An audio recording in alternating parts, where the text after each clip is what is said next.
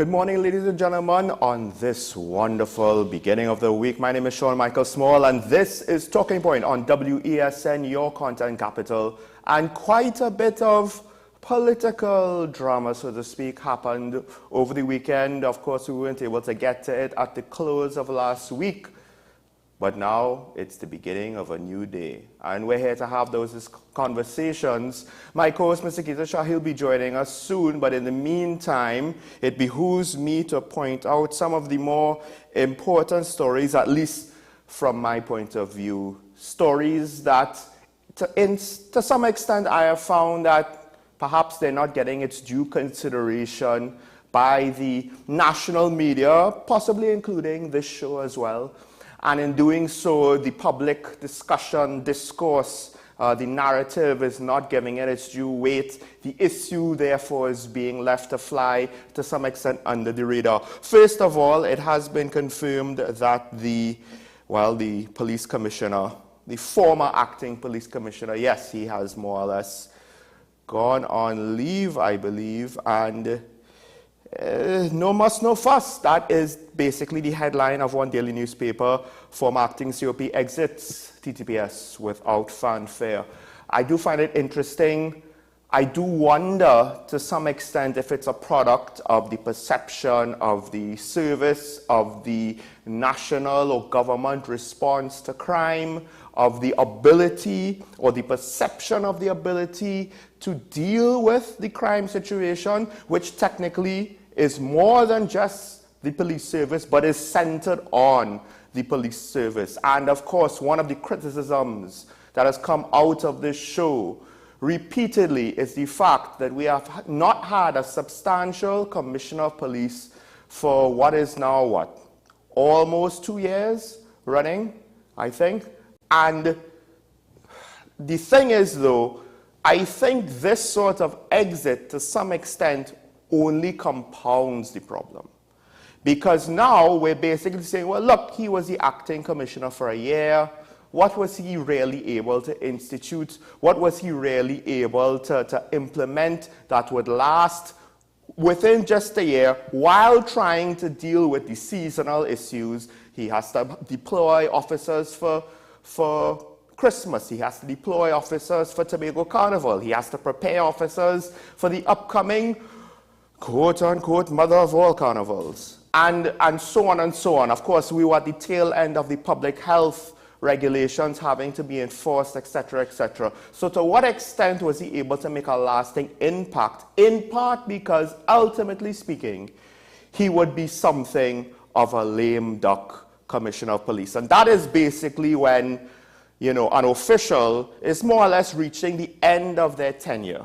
So you know that, listen, if I piss them off, if I disrespect them, they're not long-term. Their time is up sooner rather than later. They won't be here to enforce their will.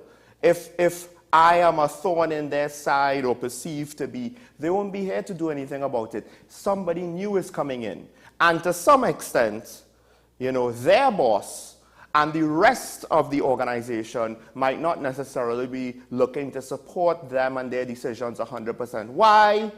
Because they're a lame duck on the way out. We've seen this with American presidents. I've seen this with sports coaches. Why not the acting commissioner of police? It's not even substantial of the TTPS.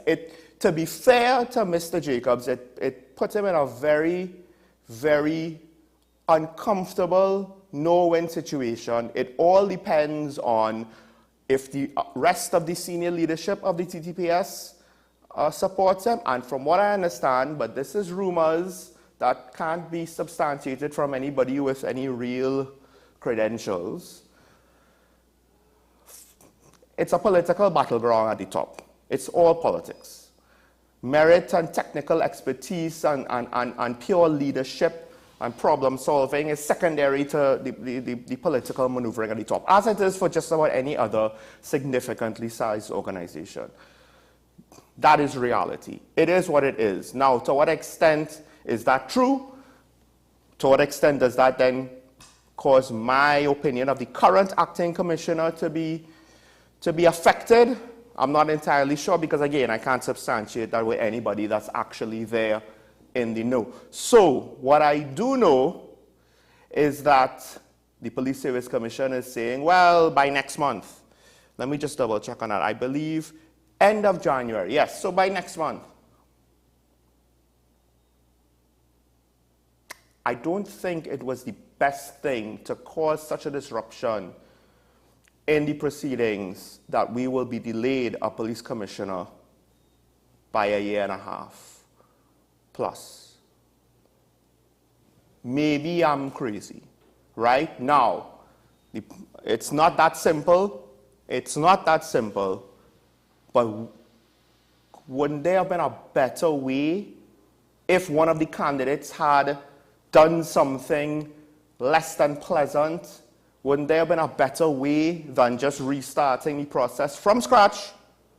Not even the process, restarting the selection of the people to restart the process, because it took a couple of months just to refill the Police Service Commission. Couldn't you, I don't know, when it goes to Parliament and you debate on it, couldn't you have just given your reasons there in Parliament?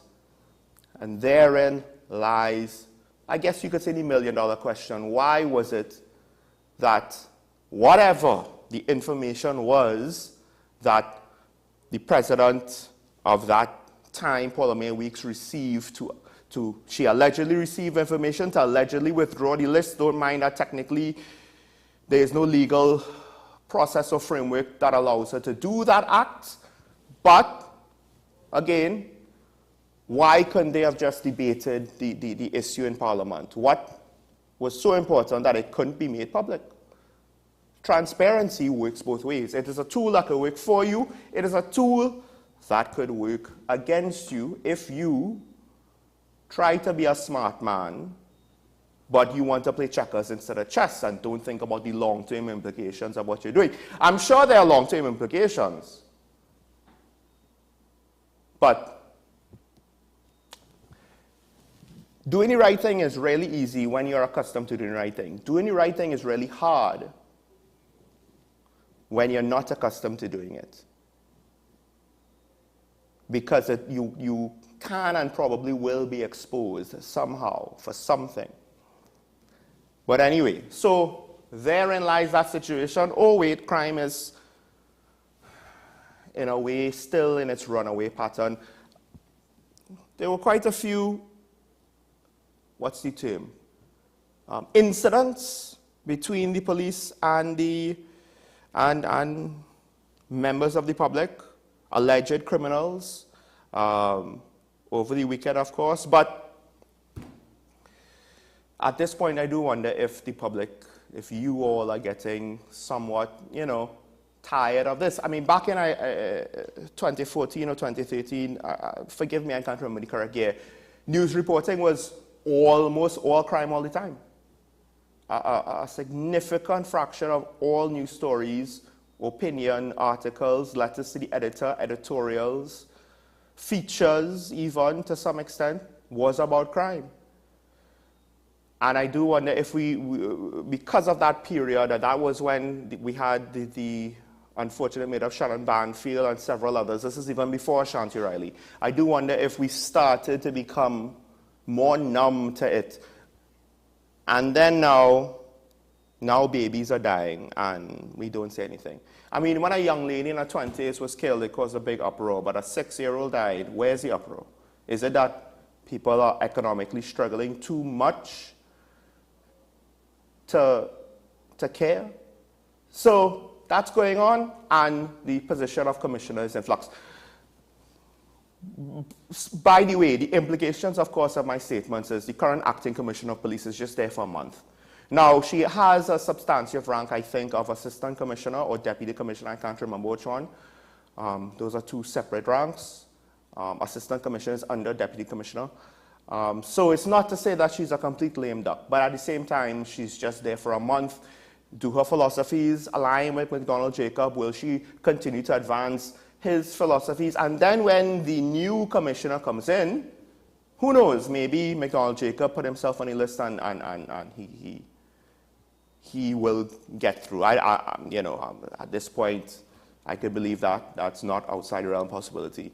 But if it is somebody different, which I do believe it most likely will be, will then everything that McDonald Jacobs changed after Gary Griffith was removed from the office, will that now be changed again? Will we have a new sort by a third spelling?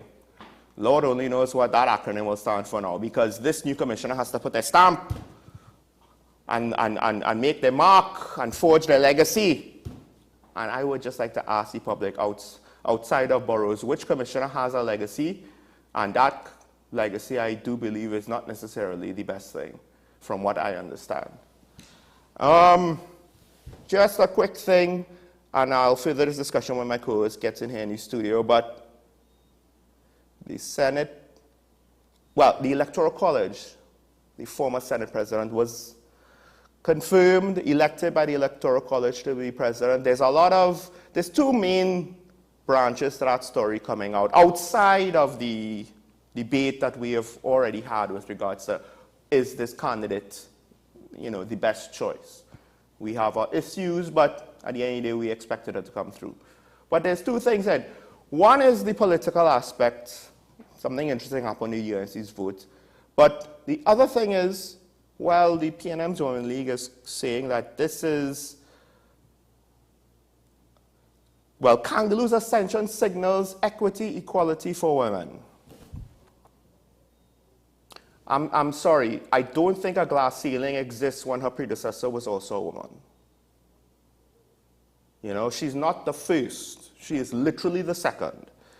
So I'm pretty sure that signal happened 5 years ago. Anyway, I'll get into that with my co-host and more after this on Talking Point on your content capital, WESN. Stay tuned.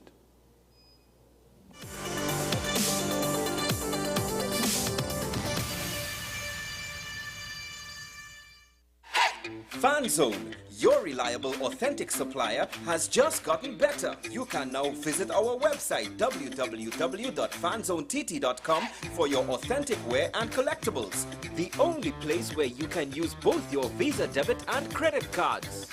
Visit our website fanzonett.com to make your purchase today. The best birthday gifts are at dbesttoys.com. Shop for the best brands you love at the best prices. Like VTech, Leapfrog, Fisher-Price, Play-Doh, Hot Wheels, Barbie, Cocomelon, LOL, Baby Alive, Crayola. Visit us in-store at Forces Flagship MacBean. Shop online now at dbesttoys.com. Order via call or WhatsApp at 32DBEST to order. And remember, we have the best toys at the best prices.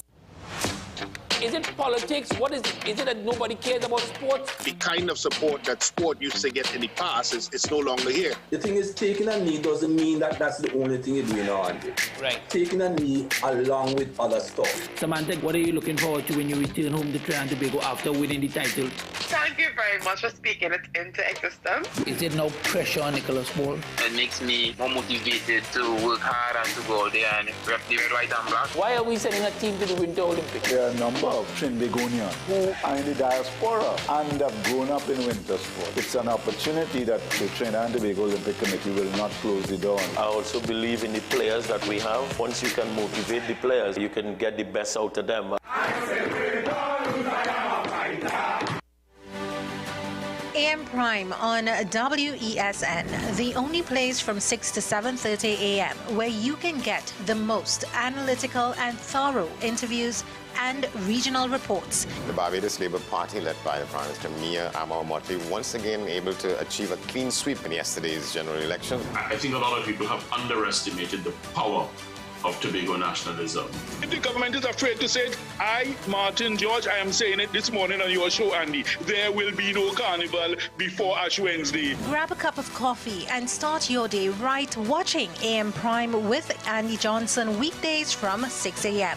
Only on your content capital, WESN.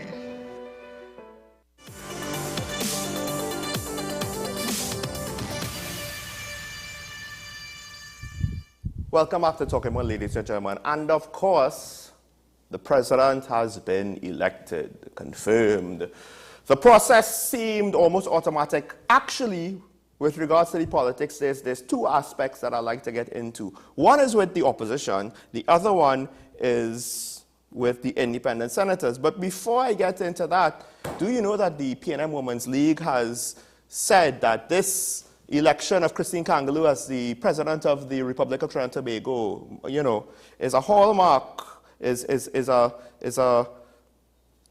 an ascension that signals equity and equality for women in TNT. I did not realize that the election or the selection of Paula Mae Weeks to the president of the Republic of Trinidad and Tobago did not have that signal. I am confused. I thought that the glass ceiling technically broke, you know, at least in that position, because we already had a woman as prime minister as well. So this is, you know, technically in the hierarchy, you know, a higher level, mostly ceremonial, but still a higher level. But I didn't realize that Paula Mae Weeks did not qualify to signal equity and equality. Well, first of all, good morning, Sean. It's good to see you, and good morning to all our viewers. I'm glad to be here. You know, I was here at 8 o'clock. I couldn't start the show for another reason that you don't need to know of. But nevertheless, it's good to be here.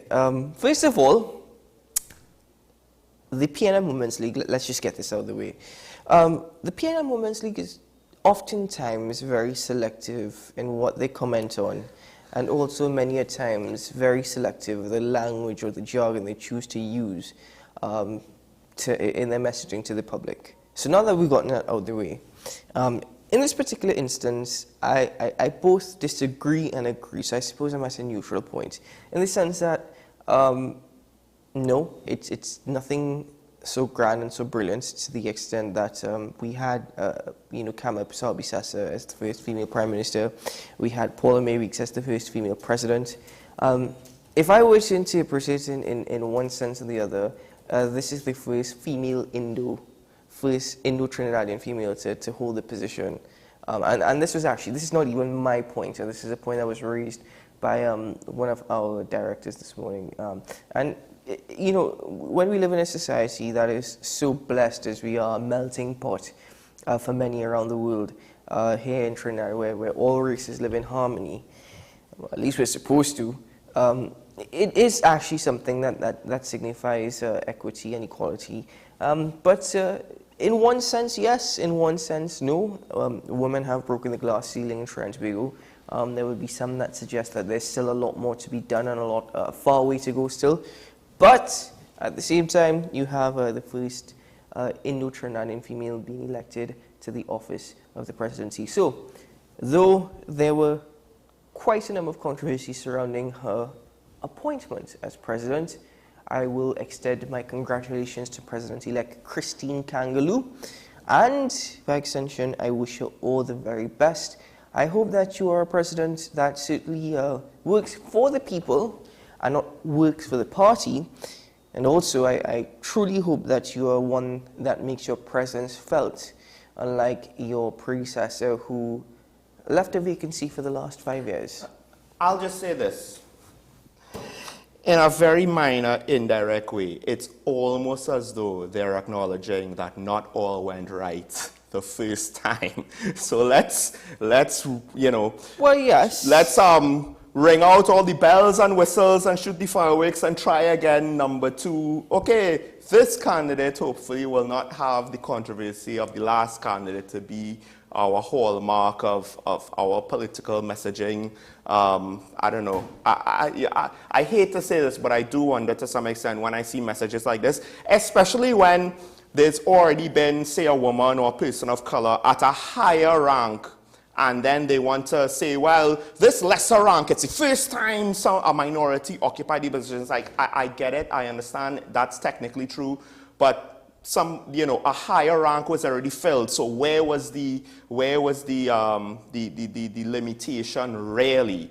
You know, that's after Barack Obama was the president, I'm not that interested in the first colored vice president. I get it. Yes, Kamala Harris is the first colored person in that role. She's also the first woman, but that aspect to me didn't necessarily seem that important because the top office was already achieved. So now it's not about the milestone. Now it's about consistency, about how equal will voting patterns really be. But I do wonder, though, if it turns those people, if it tokenizes them a bit, if it turns them into something of a mascot, whether they realize it or not. And to some extent, it kind of cheapens their persona and their, in this case, Paula May Weeks' legacy or Christine Kangalu's potential legacy. But actually, that's a good question. What is Paula May Weeks' legacy? Well, she was the first female president yes, of Trinidad and Tobago. But very much disappointing for holding that position. I think she let a lot of women down. There is the fact that she also has a legacy as a judge, right? So her legacy in her legal profession. Really? Did you know of Paula May Weeks before she became president? No. But she had a senior position. Whatever the legacy is, however the legal fraternity views her, I don't necessarily know that well. All I'm saying is that her personal legacy is not just limited to her one term as president. Now, the term as president technically is the capstone. If there was ever going to be a movie made about Paula May Weeks, this would have to be included because at the end of the day, it's the position of a head of state, right? She went to London. I can't remember, but she did visit the Queen last year before the Queen's passing, right? Yes. Was it for British? Yes, it was for the Commonwealth as part of the Queen's Jubilee celebration. Right. Yeah. So she has had opportunities to do certain things. Her doors were open for her. It has to be included in the story of Paula May Weeks. Now, for the country, looking at the legacy of the impact that she had, I guess you could say that it's been mostly negligible, except for one glaring issue that ties back to where I started this morning, and that is the Police Service Commission and the withdrawal, which is an action of which there is no basis for her that we know of that allows her to do so, of the merit list, and then having to restructure the Police Service Commission after it essentially collapsed due to people resigning from posts, including the head of the commission, who was seemingly in line with the actions. Her viewpoint seems to be, based on what we know, in line with the viewpoints and the actions of the rest of the parties involved. Okay, so moving forward now, we want to get back to the point with respect to the opposition as we continue this morning, because there's actually a lot to speak about. Yesterday in Davide, yesterday evening in Davide, 3 teenagers shot 2 16-year-olds and a 20-year-old. I suppose 2 teenagers and 1 young adult. And then all over Trinidad, there are many issues. We see residents in Matlock actually having to fix the roads themselves now because they feel as though they're being ignored. I have seen that question come up this morning that you raised last year. You know, if I go into a pothole, will the government pay to fix my car? I don't think they would. Although you do pay for roads to be maintained, but this new property tax is going to be a part of that system. Road tax on gas. The Prime Minister is also warning the citizens of Trinidad and Tobago to prepare for difficult days ahead. Unfortunately, sir, you are about a year or two too late with respect to your warning. But I suppose the correct thing to say would be more difficult days ahead, or a lot more difficult, if we have to be accurate. So with all that being highlighted, you raised the issue of Shannon Banfield this morning, Ashanti Riley, Andrea Barrett, how nothing ever came out of their unfortunate demise. But even with respect to the PH taxis. Where is the candles for Kylie? So, exactly, that as well. And here in TNT, because we're upon Carnival season, and don't get me wrong, as I said, Carnival started through Canberra. It was seen as a form of resistance and a form of, I suppose, freedom. And I think that is exactly what people are celebrating there. Freedom from the COVID-19 pandemic. Though we're still in a pandemic, the lockdowns and the measures. Because if you see, you know what the implications of what you're saying, right? Of course, but if you see the crowds. from Friday night, from Saturday, from yesterday. Good. Now, but the point I'm trying to make is because we are in carnival season, people are going to forget a lot. The thing that is really dominating headlines right now and dominating people's minds are carnival. What's the next fed that we're going to? Our workout routine and regiment, for carnival Monday and Tuesday. And then we saw on Friday, of course, the President-elect Christine Kangaloo. That I don't think that came as a surprise, but we saw the United National Congress opposition, or at least members of the opposition party or supporters of the opposition party, staging protest outside the Red House. Well, hold on. I just, because you said something, and before we go into the president's election, people want to forget about things. Carnival is on their mind. The implication to that, Keaton, is that they're forgetting. What are they forgetting? They're forgetting that children are dying and the economy is collapsing. That's what they're forgetting. It goes back to what we did an air interview with our colleague from Psych, where he goes into a little bit of detail. We are a people, we like to shelve things. And it is infuriating that we've reached a point where, oh my gosh, how many children have been shot and killed now? Let's just put that on a shelf and hope it goes away. Are we going to do anything about it? No. I mean, it's carnival time. We have more important things than to worry about 6-year-olds getting shot. Sean, let me ask you. And also, from what I understand, to be fair though, FET tickets, at least in one FET, they had tickets available up to the day before, which is not customary for it was only more popular FETs that happened over the weekend. So I do wonder if it's being patronized as much as it usually is. Oh, no, it is. Right? Promoters are actually trying to squeeze every single inch of room. But with that said, I get it. I understand that people want the FET to take their minds off of things, but at the expense of just ignoring issues, there's a difference between getting your mind off things and completely ignoring something. All right, so we can move on to present. If you get an opportunity, go and take a look at the footage from the FETs that took place over this weekend. I thought where it was rather quiet. It was rather still. Quite a number of individuals commenting on it. Actually, where I was also was very quiet as well. And the reason is because all the parties were taking place and everybody was on their way to that. But yes, you mentioned that. I want to get into this opposition topic, but I have to ask you, based upon what you just said, what can people really do? What can people really do? You tell me something. What can people really do? Light a candle. Because have protests in Trinidad and Tobago gotten people anywhere? Light a candle. Okay, you're saying light a candle because that was a symbol of the candlelight movement.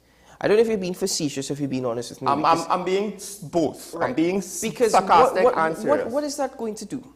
What is that really going to do? It's a funny thing because these are ultimately indirect or soft measures. It's not actually going to oust a government or oust an opposition or cause change now. But, and the flip side is, ironically speaking, when an election is not upcoming, if you could literally, a population could, based on timing, you could expend all of the effort and the emotion, and then, the election comes up and we're spent, and nobody really drives home the message. And I don't know if that is a phenomenon that happens elsewhere. I do think it's potentially a phenomenon that happens here, given how, just how politics is viewed in this country and the fact that they paved roads the year before because it is understood that the voters forget simple things like that, much less major issues like, again, I don't know, am I crazy? Children getting shot? Is this like the new normal? Am I?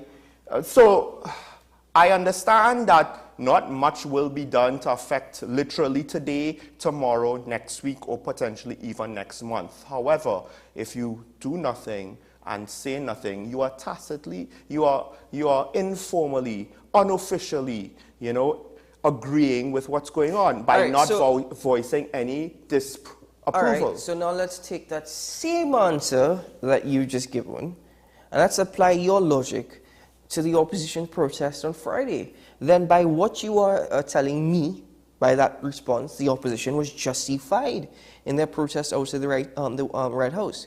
Because if they remain silent and they didn't say anything. Well, they are more or less essentially agreeing with the government. On a basic level, right, did we fully agree with Christine Kangaloo? For the most part, we didn't agree. The individual, out of context, might have been a good candidate, but the context, you can't remove the context. The context literally is the problem directly, and that's the issue that we had. Now, both candidates had more or less the same issue, just different sides of the coin. They both have political affiliations, and we can't trust them to be independent.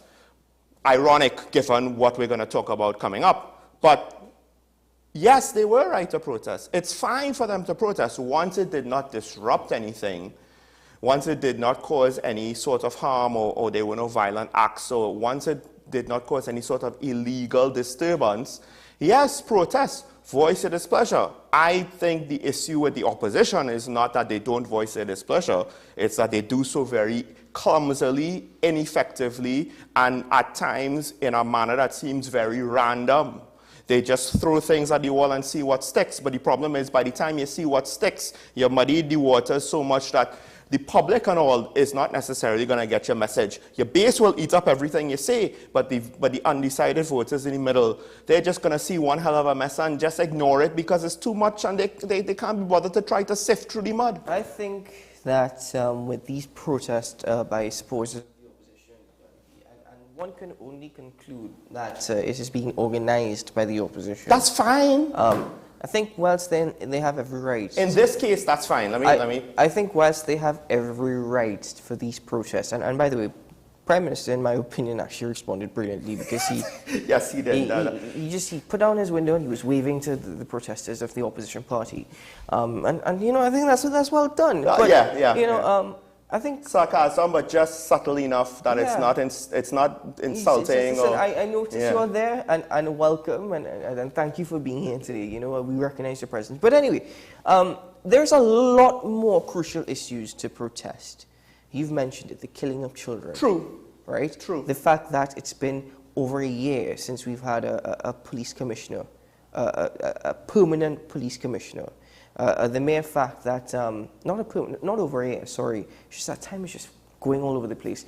The mere fact that right now, a year and a half. Yeah, so right now, I keep mixing up last year, August. Last year just flew by. Yes, last year just flew by. The mere fact that we do not have a permanent commissioner of police up until this point. The mere fact that there's no body in Trinidad and Tobago, no one body to actually regulate food prices when food prices are skyrocketing, and the minister of... We could get into that some other day, but I don't know if we should try to regulate food prices just yet. All of that is a part of the issue. The mere fact that Trinidad and Tobago's economy is stagnant. Yeah. There has not been any growth, and at the same time, we were very lucky and fortunate last year with respect to the boom in oil prices by a war, an unprovoked war. So all this taking place, and we're choosing to protest over the presidency. And I understand the points that were being raised because many a times we were actually arguing those same points on the program. But to me, it was just a waste of time. There's a lot more to be said. Look at the situation. Look at the situation with the Concordat. Okay, but let's not get sidetracked because we literally have not actually get to, I guess, to me, what is the most interesting tidbit. Because I do believe the protest, if you protested Friday, that's fine, right? You needed a more effective, you needed probably a larger crowd, whatever, but it's fine. But no, the main thing was two things. One, on the opposition side, not all of the opposition members voted for the opposition candidates, which I do believe is a sign of a little bit of weakness, but I don't necessarily think it goes as far as some might suggest that there is an attempt to remove the opposition leader, because it's only 3 out of 22, I believe, is the case. You know, if it was like 3 spoiled ballots, or 3 abstains. If it was a third, you know, if we were like 7 to 10 maybe, then I would say, ooh, you have something going there where now it's getting serious. But 3 just means that you might have had 2 people that we don't necessarily know exactly why. Maybe they just didn't know the plan and did the wrong thing. Or Sean, it could have been an opposition member simply writing on a piece of paper, Israel can ×2. That could be a spoiled balance as well. Right. Yeah, they don't know what they're doing. I mean, you have one job. They know what they're doing, but they don't care. Okay, right. The other thing, of course, that I also found interesting was that the independent senators voted with the government. And the interesting thing is there's no way to really know the answer to this question, right? They could tell us what their intentions were, but will we believe it based on the circumstances of everything that's happened within the last 2 years, right? But it does bring up the question, due to the perception of the outgoing president who selected these independent senators, just how independent were they? Because when the situation with the Police Service Commission came up, they defended the president's position, which was a very Sean, let me ask you a difficult position to defend, and it turned, they waded into debate as though they had a stake in it, just alongside all of the players involved that wanted this potentially unconstitutional thing to happen. With the time that we have left, and I've asked you this before, if the roles were reversed, should the independent senators have voted for Israel Khan, would you be questioning how independent they are? So because they sided with the government, are we really going to question how independent they are? Yes. Yes, that does make a difference. It does. Tell me how so. Because, first of all, there is a perception that the president is more or less not independent and is a supporter of the government and is biased for the government. There's the fact that with the Police Service Commission situation, not only was she willing to just take whatever the Prime Minister gave her, Blissy Prasad gave her, but she acted in a manner that there is no basis for her to withdraw the list. She wasn't able to defend the decision, neither was the Prime Minister able to defend the decision, and he tried to deny the meeting for months. And then the manner of which the independent senators defended. It's fine that they defended the president, but the manner of which they defended the president in a situation where she herself did not look independent makes them not look independent. So there is already a perception or a perception of precedent set that they could not be independent. Please forgive me, but you confused me and I'm totally lost with everything that you just said. But it's not that hard. But for me, I will say that it doesn't matter who they voted for. At the end of it all in TNT, I think a caller pointed it out, it's going to be very difficult to find one individual who does not have some form of a bias. So independent senators are independent in the sense that they're not appointed by the government or by the opposition. That is really why they're referred to as independent senators, but they will still have their preference. At the end of the day, if they voted for Israel Khan, or in this case, Christine Kanglu, it doesn't matter. They have every right to do so. No, they have every right.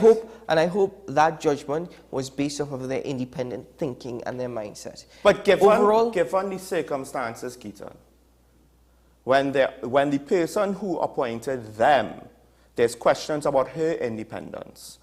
And they themselves did not act in an independent manner when they were thrown into the fray over that controversial issue over the police commissioner selection process. Why are we saying that they didn't act in an independent manner? Because I remember the process, but again, Sean, listen.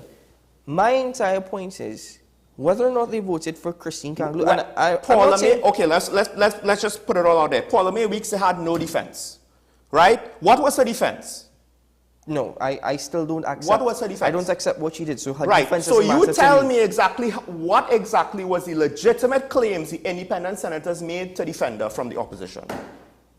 They were not defending Paula May Weeks. They were defending the opposition's behavior in Parliament, which I totally understood. Okay. All right. So they were not defending Paula May Weeks. They were defending the opposition's behavior in Parliament, which I understood. Now, it went to a degree where I was asking myself at one point whether or not this was something against the opposition. But they actually were chastising the opposition's behavior in Parliament, which I understood. There was a process for something to get done. The opposition members would have been given their fair time and fair due in order to speak. At one point, they said nobody would be able to contribute it. So the entire opposition just stood up in Parliament, and to me, they behaved and acted in a manner in which should not have been. Now, I understood both sides, but at the end of the day, it wasn't the independent senators defending Paula May Weeks. And regardless of such, I still will not fall into that trap to suggest that they are not independent as such because they voted for Christine Kanglu. Because if they voted for Israel Khan, we should also be in that frame of mind to say, okay, fine, they're not independent. There is no connection to them and the UNC. How are you so sure? You point out to any of those Who is the UNC political operator or supporter that appointed them? It doesn't matter who appointed them, Sean. It does not matter. At the end of the day, there may be those independent senators. Again, do you understand why they refer to as independent senators? When the government appoints state boards, aren't those boards independent? Yes, Sean, those boards are supposed to be independent. They are not. But Why? I'm asking you because they are political appointments. If they are appointed by the president, who is supposed to be independent, I'm asking you, do you understand? How confident are you that the president was independent? How confident are you that the president was independent? After that police service commission fiasco, I'm not entirely sure. I'm asking you. That does not justify your point. I'm simply asking you, do you understand what an independent senator is supposed to be? Do you understand what the term independent senator is? I understand. Precisely. Listen, it's not evidence that they are not independent. It's not that condemns them, and this is an open and shut case, right? It just adds fuel to the possible perceptions. I'm simply asking. That is an extension to the perception of Paul May Weeks. I'm getting that not being independent. I'm guessing I have to take a break. But if you can point out to me, simply, if you think that there are any independent senators who are biased pro-UNC. Do you think so? Let's take a break, ladies and gentlemen. I don't. Let's take a break. We'll be right back after this.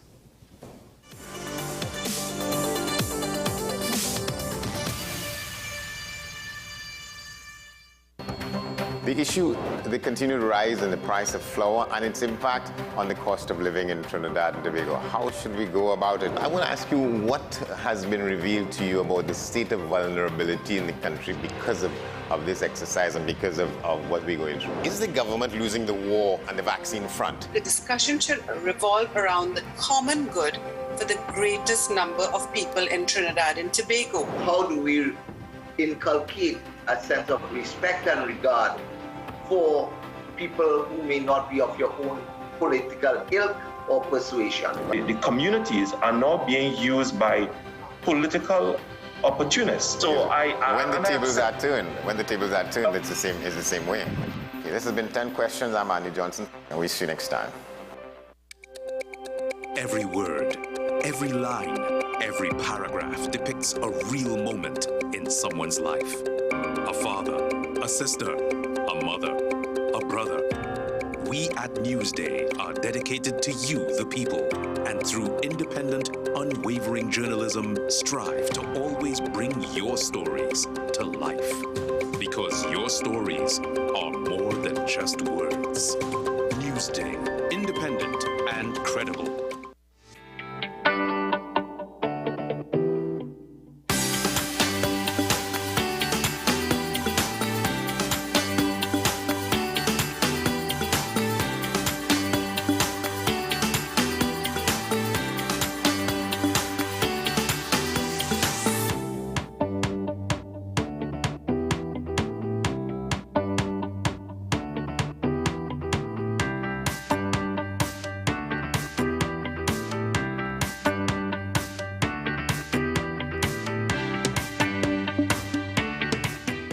With society plagued by a host of issues, with debates surrounding our urgent concerns falling short, with questions of our future not always being answered. The conversation continues. Join me, Kemuel Pascal, as the voice of the youth comes to life. We will confront the controversial topics of today's world to gain answers that are key for a better tomorrow. One and One with me, Kemuel Pascal. Wednesdays at 10 a.m. Only on WESN Content Capital. Join me, Dr. Nalini Kokram, on What's Up Doc, where we discuss all your burning questions concerning health. Trinidad and Tobago is among one of the highest risk group of patients that develop this form of genetic breast cancer. What I'd like to take home from a short interview like this, screening. You must screen. Because it's silent. It's silent. Yeah. And because it's silent, you don't know it's there. What's Up Doc, every Tuesday and Thursday on WESN Content Capital.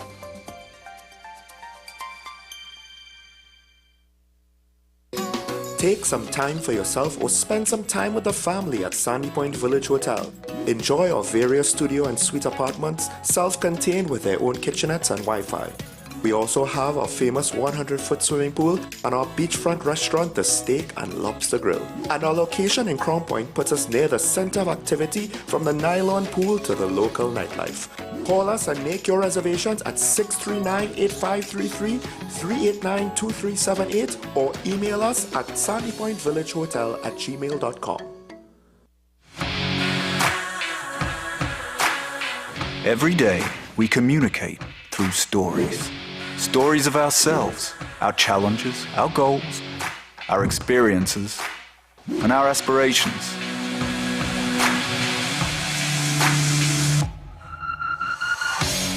Storytelling is an art that we have mastered. WESN Film Studios comprises a collaborative team of experts with extensive industry experience locally, regionally, and internationally.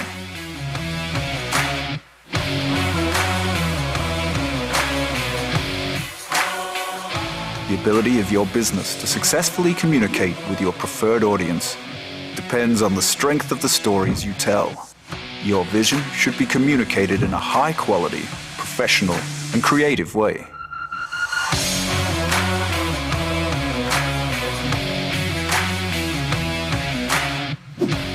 From concept to post-production, advertising to film, multi-camera productions, live events, streaming, and virtual conferencing, we are WESN Film Studio. Let your own unique voice be heard and your vision realized. Call us today at 628-5835 for your next production.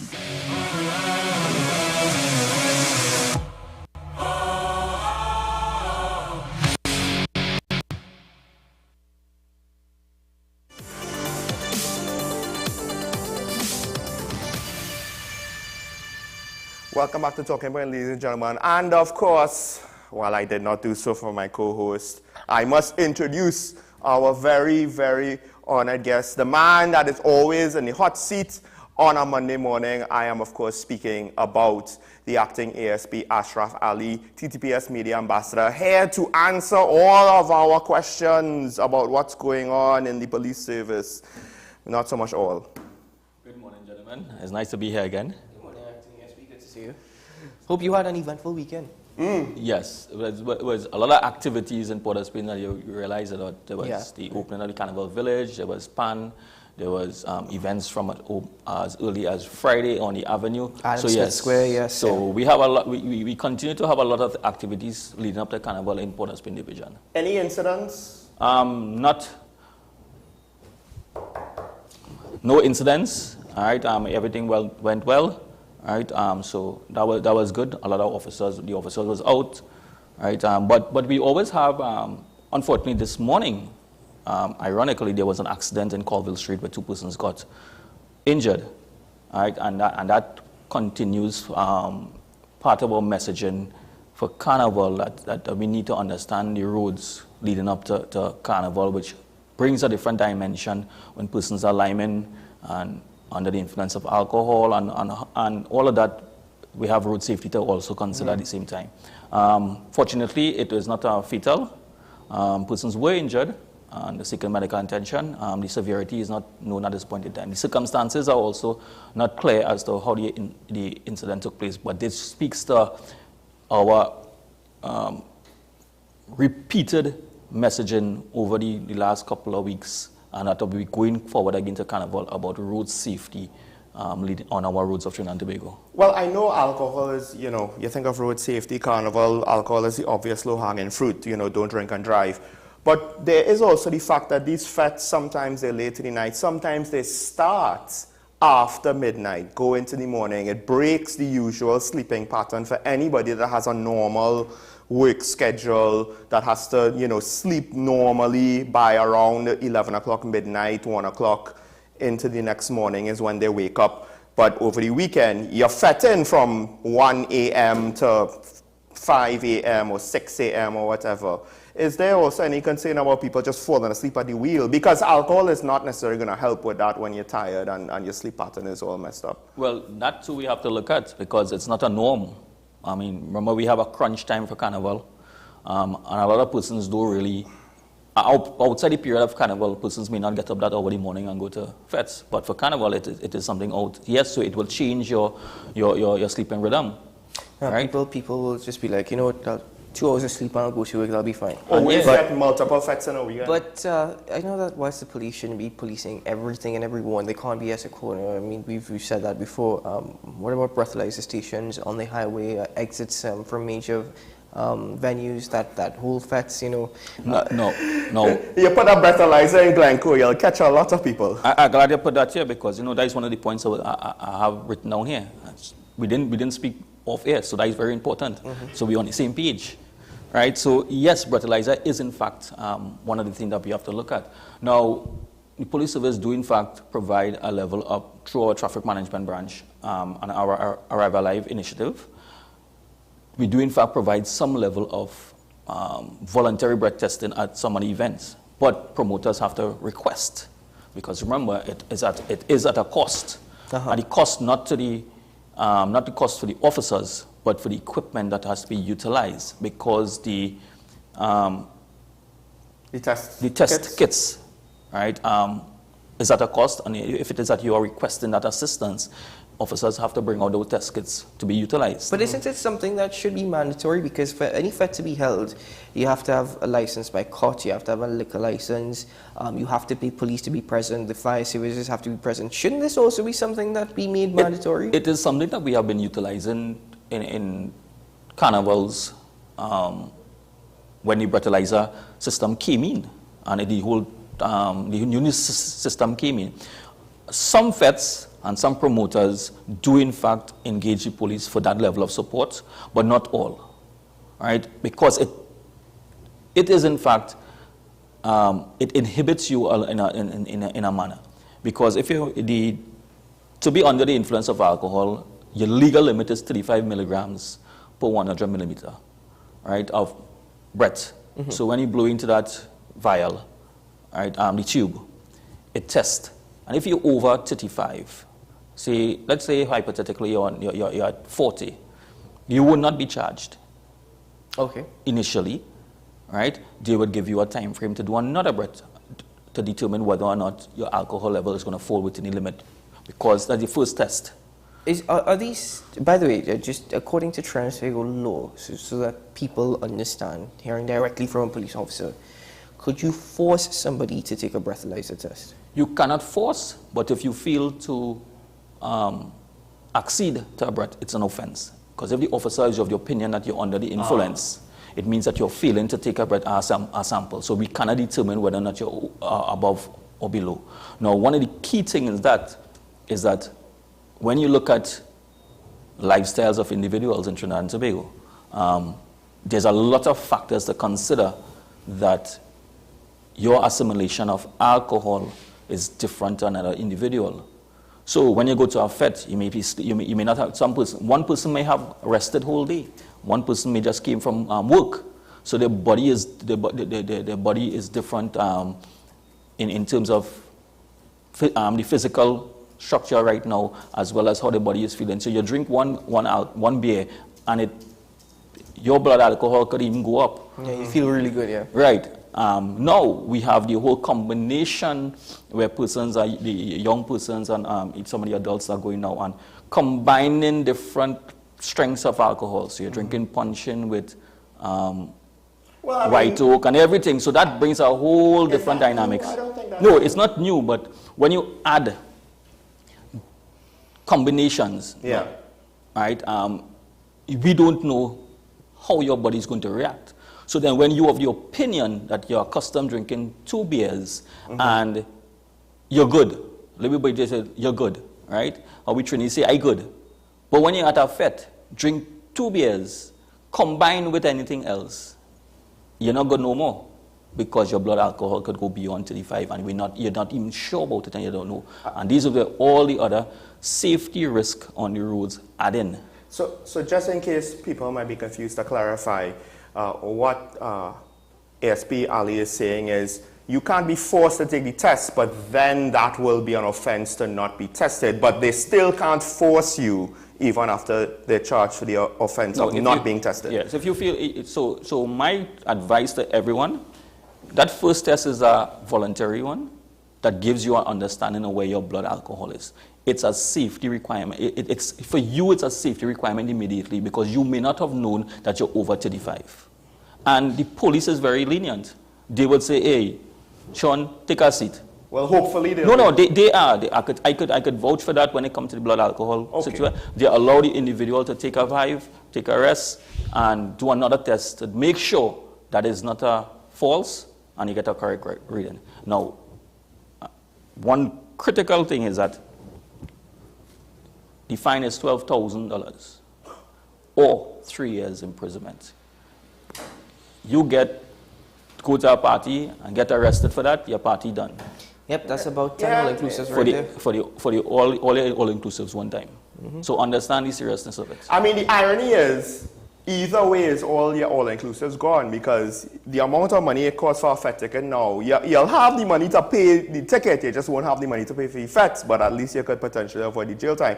We're almost out of time. I don't know if we have enough to get into this, but last week a case came up. You were speaking about it repeatedly over the course of the last couple of months with regards to social media transactions and the dangers. And then we had a case where there were armed robbers that the police engaged in a sting. It ended up being a shootout. I think they pointed the guns at the police. I don't know if they opened fire, but I mean, that and all is kind of foolish, if you ask me. And they ended up getting killed? Yeah, so because of the number of reports we were getting with stolen vehicles and persons posing, officers did in fact did some intelligence and conducted an exercise leading to that. So they would have engaged the person online, went to collect the vehicle. The persons took the opportunity just like everything else. They didn't know there was 2 officers, and they attempted to rob them immediately. Right? One thing led to another, and you all know the final decision. And there was a police-involved shooting with respect to that, which is being investigated at that point in time. But the main issue there is that persons have to be very careful, because if those persons weren't police officers, that would have been a robbery as well as a potential shooting that could have turned out to be fatal again. I just want to tell you, and to the TTPS, well done on this sting operation. Now, we will never know the truth and the details because we're taking your word versus patron words, and sometimes I think this is where CCTV footage comes in handy about whether or not guns are pointed or attempted to rob them immediately. But well done on this sting operation. I view the video of the aftermath that was circulating on social media, people shouting and getting on how the police are shooting man so and this and that. I don't know why people in Trinidad get on like that. Now, I know there are laws in place, but the reason why I say I don't know why people in Trinidad get on like that is because I don't see them getting on or protesting when these individuals go point a gun and rob somebody. I don't see them getting on protesting when these individuals go and shoot and kill somebody. I don't see that at all. But as soon as the police, in my opinion, subdue these criminals, right, and they were criminals, the mere fact that they pointed a gun at you, I want to know how they got those guns in the first place, right? I am kudos to the TTPS, and quite frankly, I really hope to see more sting initiatives, more sting operations from the TTPS. Well done, because it has to be resolved one way or the other. And I agree. So we try to be as creative as possible, understanding what is the current environment. All right. So I wouldn't say that we would say that there are all of that will be more sting operations specifically for that, but based on how the information coming on intelligence, these are some of the things that we continue to do to change the dynamics of this crime environment. Well, Acting SP, we have to take a break for WSN's news on the hour, but when we reach it, well, we'll open up the phone lines this morning, because guess what? Both phones are working thanks to TSTT. Yes, I have a smile on my face because of TSTT. We'll be right back. How things have changed. We'll be right back after this.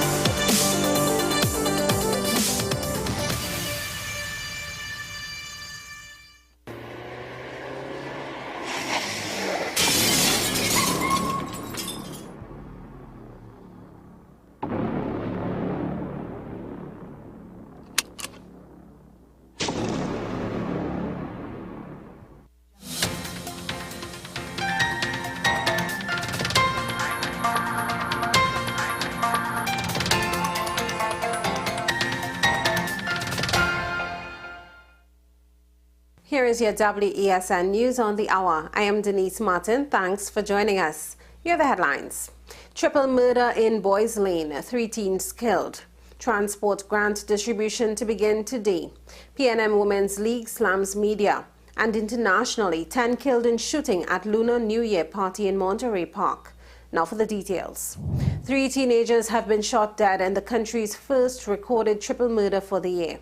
The victims have been identified as 16-year-old Andre Singh, 19-year-old Jamal Hakshaw, and 16-year-old Karan Mudu.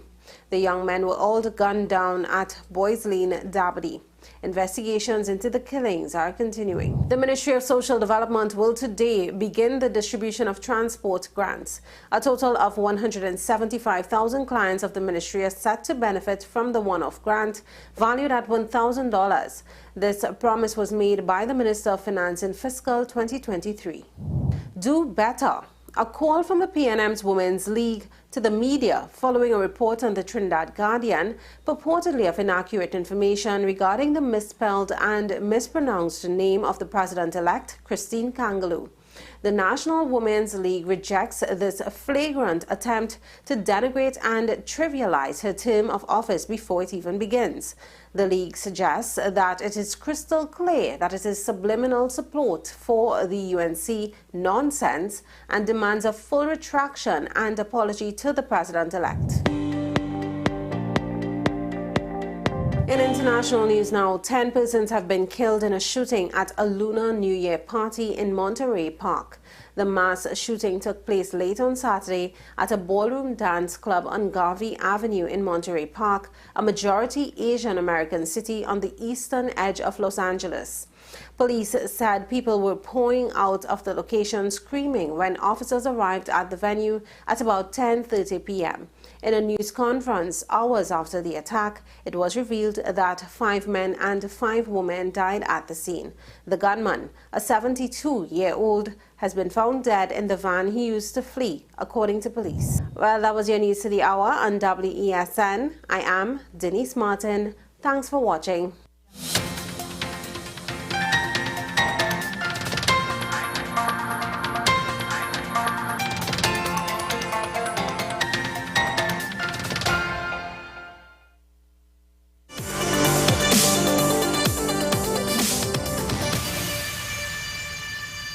Welcome back to Talking Point here on WESN Content Capital. Thank you for staying with us, and thank you for Denise Martin for WESN's News on the Hour. Let's open up the phone lines now, ladies and gentlemen. It's been a weekend of, in some areas, if you were home, it was very, very quiet and still, as was by me, because many people are just fetting. I don't know if any of you gentlemen, I'm pretty sure you would have, because you were working the crowds at these events. I wouldn't know. Yeah. I wasn't there. 2 events, one on Friday, experience. Who can afford these things? Well, we're living in Trinidad and Tobago, so people are going to starve over the next month. So the question is, they took out a loan for their costumes, did they take out a loan for their fets too? There might be some individuals who do that. I just hope that they can pay it back, that's all. Listen, at the end of the day, I really want everybody to have fun. I just hope that you prioritize and are very wise with your expenditure. So just be very careful. But the phone line's open. Call in and join us on the program. Both lines are working. Please be mindful of the time. And also, don't call in at the 11th hour. My co-host will tell you that. Yes, folks, because it's always a shame, because it's funny, we don't even necessarily hear the phone ringing, but then we get reports of people who might call in the next day and say, I was trying to get through all morning, and the lines were busy. And I would be like, but the first 5 minutes, we were waiting on calls, or there was a couple of minutes in between 1 or 2 calls. So please, call in early, don't take the chance to be left out, and mute your TV when you're on air, so that the delay doesn't cause any confusion with regards to our audio. You trying to talk to us, we try and talk to you, and we lose time there. But while we wait on your calls, remember the phone lines are open, so they should be at the bottom of your screen, 628-4578 or 623-9376. That is 623-WESN.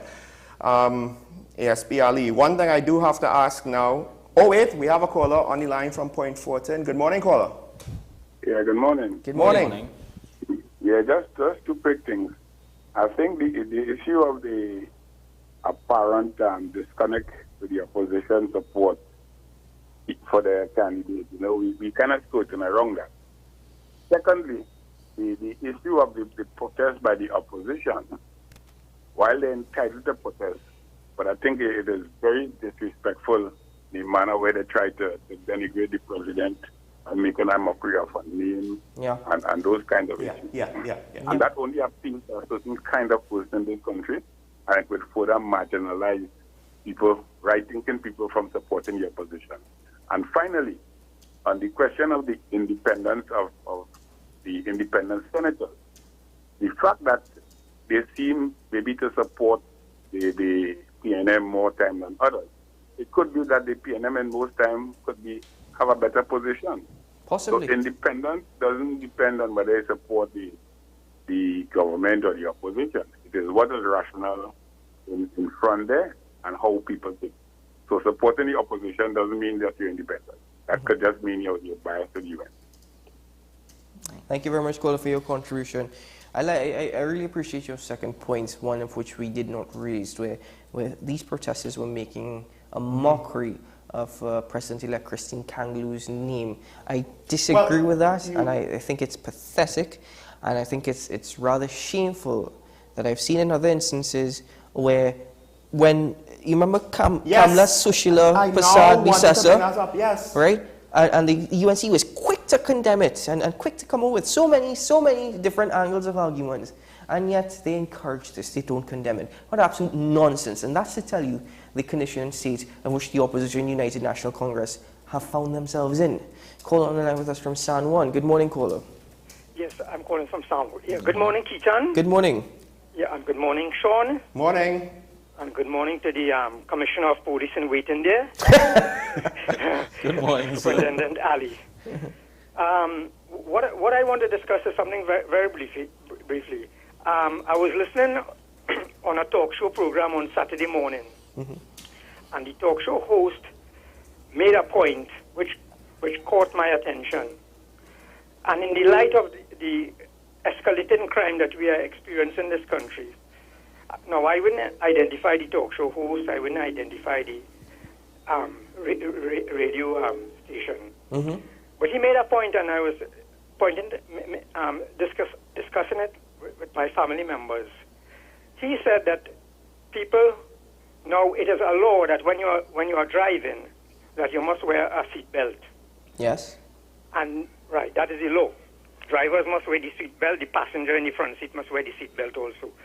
But he was saying that people are 20 times more likely to die from crime in this country than persons if the driver drives carefully and he exercises caution on the roads, he is less likely to die. But he's saying, why is it compulsory that you must drive wearing a seatbelt? And why is it not compulsory that the ordinary member of the public, like Keaton and Sean, you all could go in any store and buy a bulletproof vest, and that will be an extra protection from the criminal element? Why is this bias towards the police that only, and I find that is a very good point, that if a decent law-abiding citizen, any citizen for that matter, even if he belongs to the criminal element, to the criminal world, that give him the right to wear a bulletproof vest. But why is it? Is the police, no, all right, not only the police have to encounter the criminals, you know. Yeah, Sean or Keaton, you could leave that studio there on Gala Street and walking down the road, and you could be confronted by a gun-toting bandit. But if you, Keaton and Sean, if you all are entitled to wear bulletproof vests, that is an extra cushion that could protect you. Why is you putting a value higher to the police officers' lives that they could wear bulletproof vests? And we who are confronted with the criminal elements also, not only the police, that we are not entitled by law, that we cannot go over the counter. All right, caller. Thank you very much, caller. Your point is received. I'm sorry I have to cut you. I'm just asking, be very much mindful of the time. We have another caller now with us. Please, keep your points straight, but we'll respond after this caller from San Fernando. Good morning. Hello, good morning. Morning. Good morning. Gentlemen. Morning. To follow up on that last question, there are more civilians killed than are police killed by... Hello? safety belt should arise and some action taken. But apart from that, the RIC, I think, should give us 4% increase in the... I'm sorry, caller, you're cutting. I think you're cutting out. All right, we lost that caller there. I'm sorry, caller, but both of your points, it cut out halfway through your point, so we're not entirely sure what you were trying to say. I think he was trying to talk about maybe some of the hazards or risks with safety belts. I'm not entirely sure. You were making a point also with respect to the Regulated Industries Commission. If you would like, call back in, please, to make your point. Good morning, caller from Digger Martin. Hi, good morning, gentlemen. Good morning. Good morning. Yeah, I just want to say I'm so grateful to see that the sting operation did come into effect there. And congrats to the GPS. I've been asking for a very long time. That is in the secret regularly, especially all inside the bonds and so on and things. And that once you put doubt in bandits' mind, you'll find crime is going to ease gradually. Because once you have doubt out there for that, nobody's going to risk the chance, even though their lives are going to be endangered. So, congrats all on continuing the good work that you're doing your best with the manpower you have. Thank you. Have a good morning, gentlemen, and be safe out here. Thank you very much, caller from Digger Martin. Caller on the line with us from Shoguners. Good morning, caller. Good morning, gentlemen. Good morning. Good morning. I see this morning you complaining that at the top of government, all we have is politics. But that is what we're supposed to have. You seem to forget that politics is the art of government, which means good government. My problem is we don't have that. I have explained to you what is good government going on to the annual administrative report, and that is the problem. We need good government, and good government is our politics, and the politics is what the law says to be done.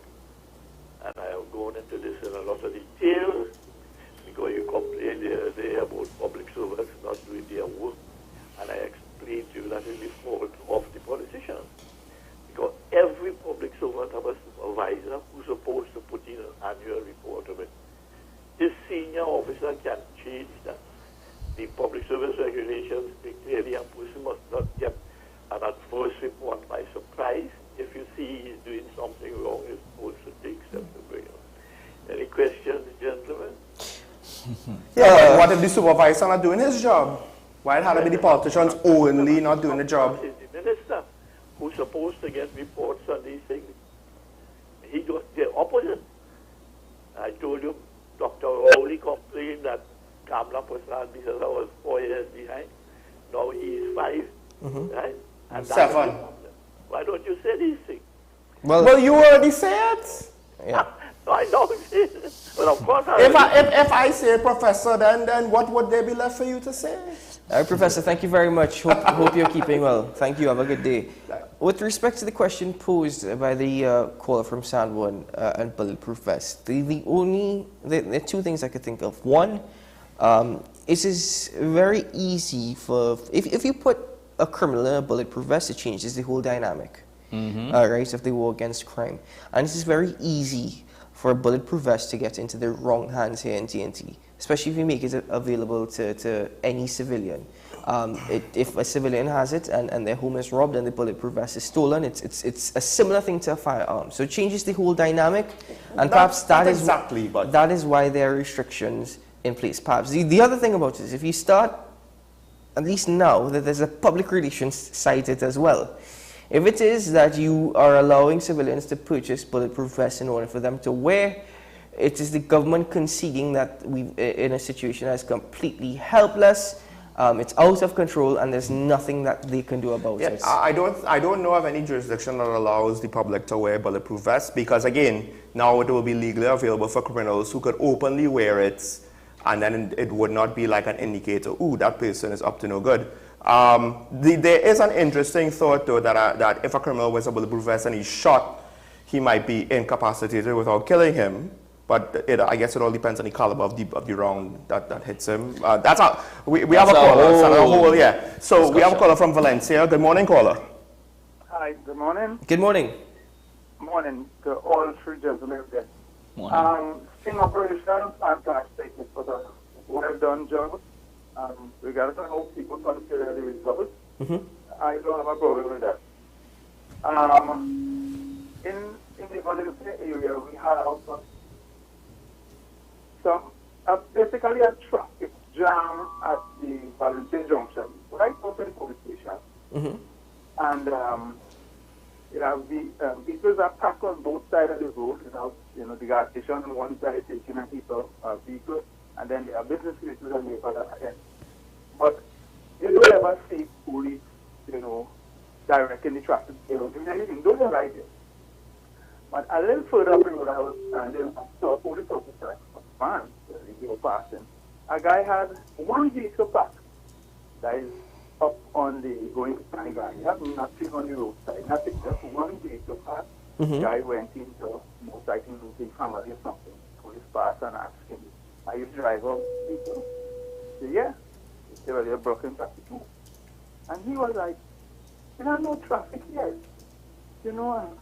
Which traffic are we blocking?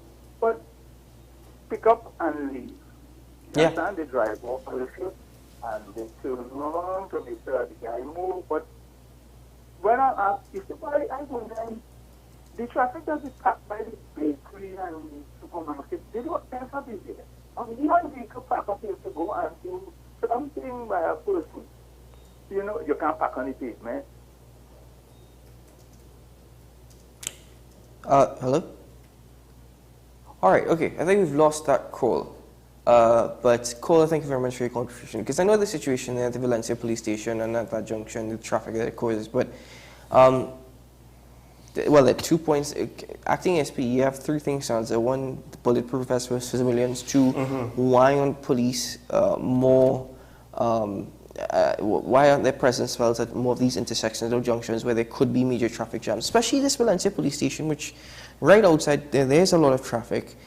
The 3rd point, I don't think you have to answer it as such, but more so, I think there's also a complete lack of respect for police officers in the sense that I too have seen police officers who have tried to do their job, and the response from the individual whom they're trying to correct is extremely harsh, very much disrespectful, and very much confrontational. Why are you telling me this for? They have more important things to get done, But go ahead, acting yes. So thanks. The issue with bulletproof vests, and I would not say that it's only for police, law enforcement officers across the board are allowed bulletproof vests from even private securities who have fallen under the umbrella of law enforcement, right?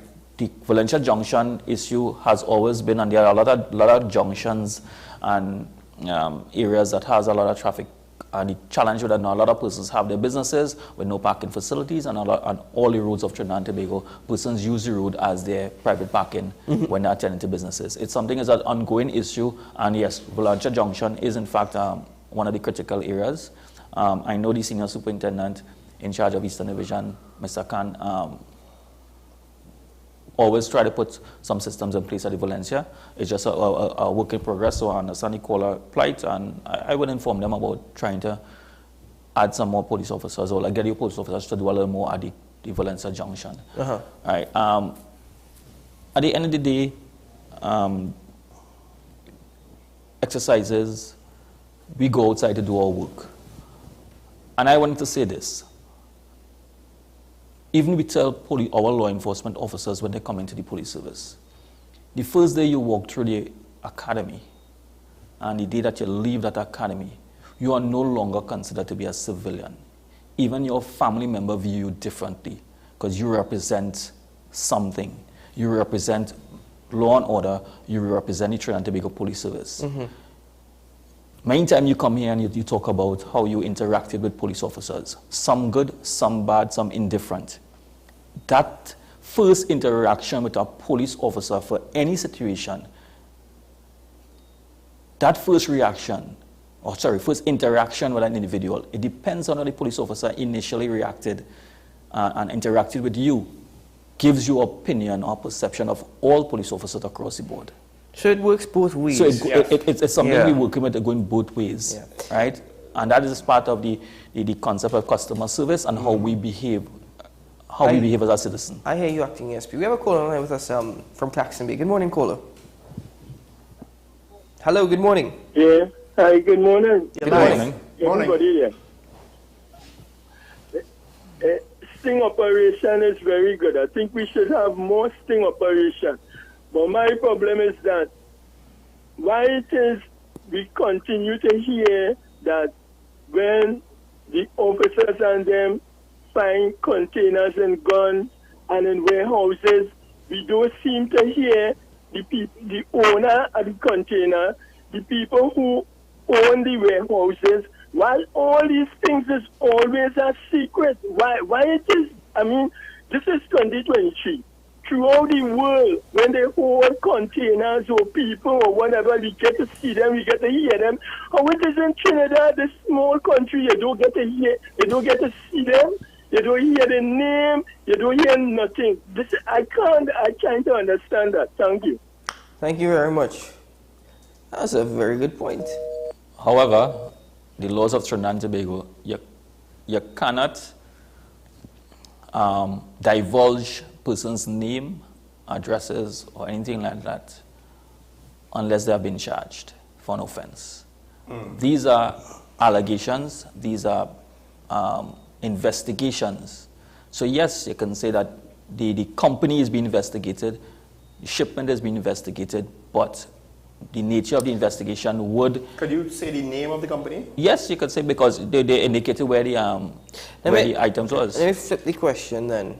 You can't state the name of these individuals unless they have been charged. Okay, fine. How many of these cases have been actually solved by the TTPS? How many of these investigations have bared fruit?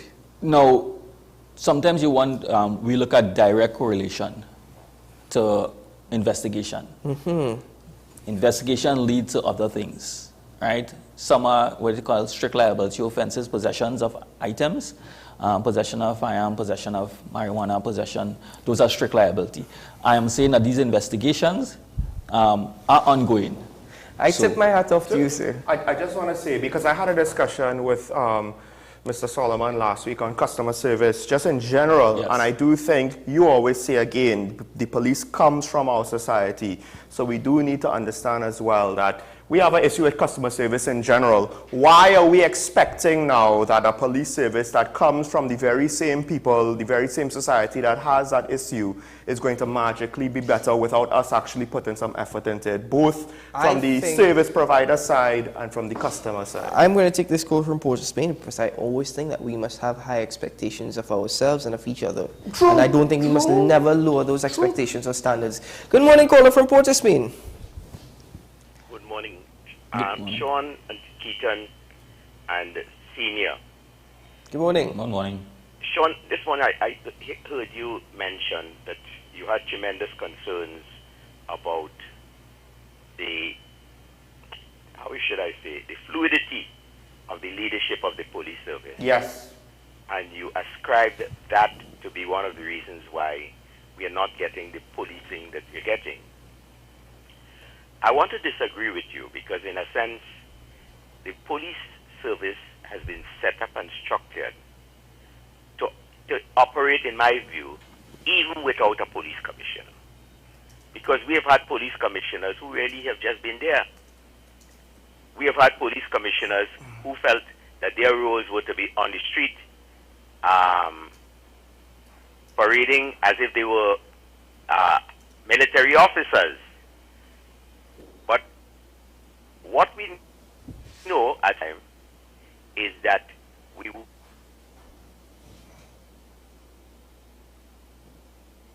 Hello? I do wonder if our new phone line is not working as advertised.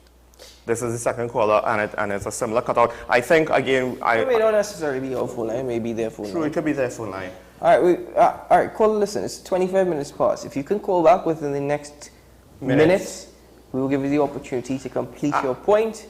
But if you do call back in the next minute, just bear in, we have 4 minutes left. You only have about a minute to make your point. I will say this. I think I get where he's saying, but ultimately, I'm going to have to disagree. Because at the end of the day, you can't say that an organization is structured to not need a leader. Yes, we've seen what looked like empty suits occupy that position.